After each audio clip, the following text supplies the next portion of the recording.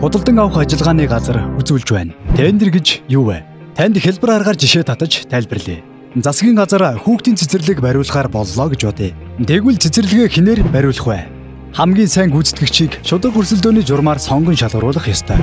Үүний тулд захиалагч хинээр ямар цэцэрлэгийг хэдийд бариулах тухай нөхцөл шаардлага тусгасан баримт бичгийг боловсруулж тендер шалгаруулалтыг зохион байгуулна. Хэрв тендер шалгаруулалтын нөхцөл шаардлага ойлгомжгүй, тодорхой бус байна гэж үзвэл тендер ирүүлэхээс ажлын 5-аас доошгүй хоногийн өмнө нэмэлт тодруулах тайлбарыг захиалагчаас авах боломжтой байдаг.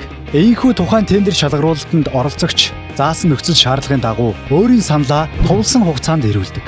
Энэхүү саналыг тендер гэнэ. Тендерийн техникийн санал буюу чанарыг илтгэсэн, санхүүгийн санал буюу өртөг зардлыг тусгасан үндсэн 2 хэсгээс бүрдэнэ. Тендер шалгаруулалтын үр дүнд хамгийн сайн тендер ирүүлсэн гүйцэтгэгчийг сонгож, ажил гүйцэтгэх гэрээ байгуулдаг.